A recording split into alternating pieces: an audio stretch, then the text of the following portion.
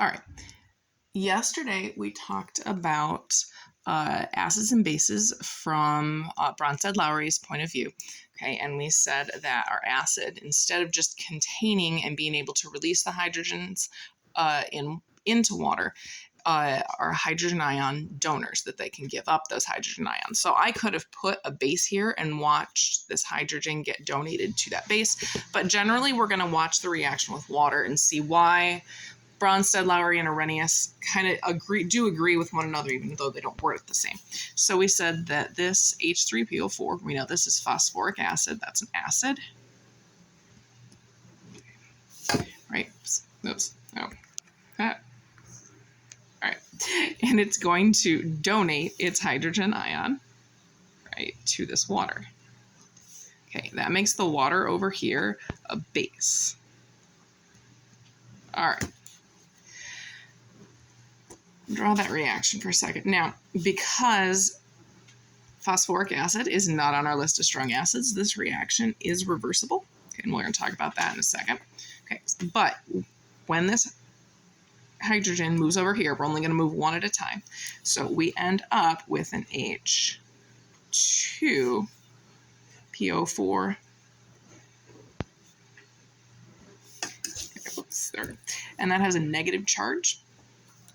Okay, plus our water molecule has now absorbed that extra hydrogen, and we get an H3O.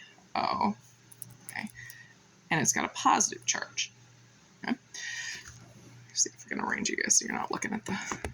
Never mind. Okay. Because this reaction is reversible, these things are going to turn back into this.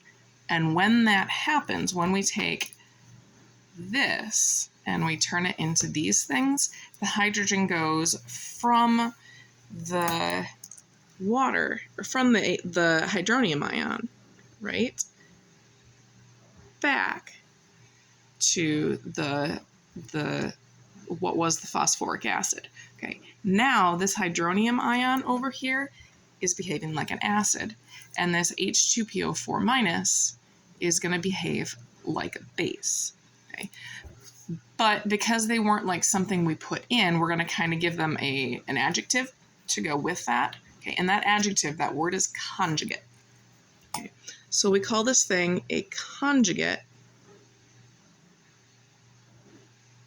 There we go. Okay, conjugate base, right? Because it's receiving that hydrogen ion, right? So it's accepting it. That makes this the base. Okay, whereas the H3O plus over here is a conjugate acid. Okay, and they will always pair up like that. So this H3O will go to that H3O plus. Okay, there's this base. This is a base, and it's conjugate acid over here. Okay, and phosphoric acid here is an acid. Okay, and that right there is its conjugate base, right? Which means, frankly, that if we put this H2PO4, if this was like a sodium, I don't know what it would be called, ionic compound, we could put this in and it would behave like a base. And we're going to look at that a little bit later.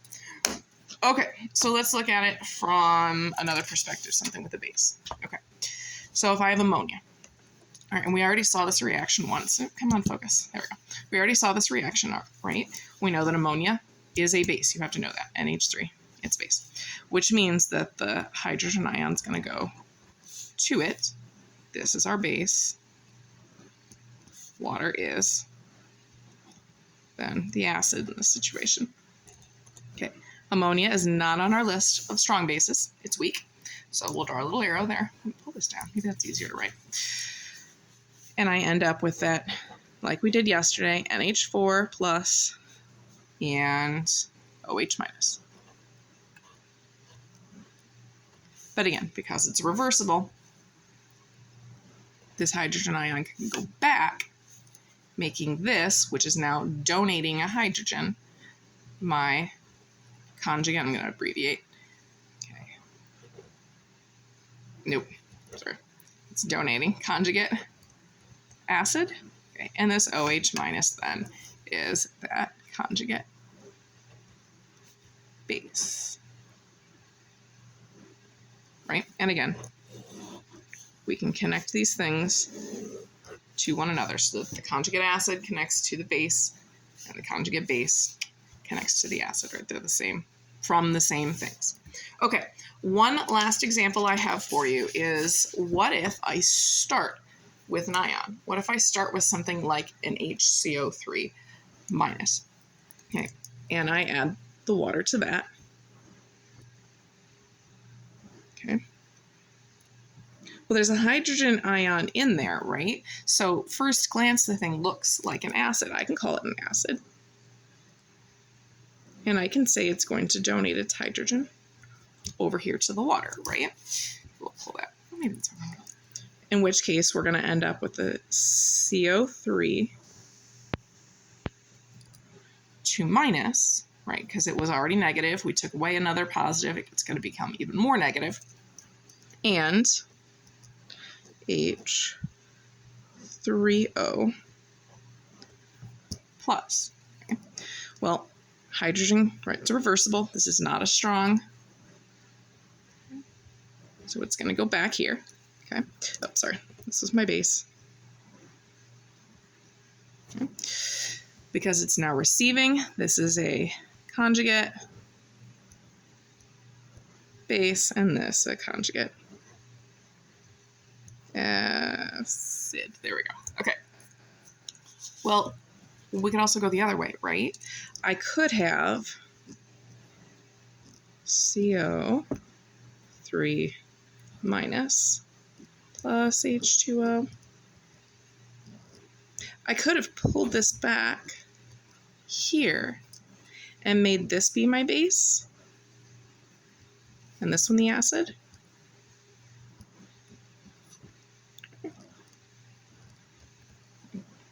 Reversible reaction. And we're going to get now H2CO3.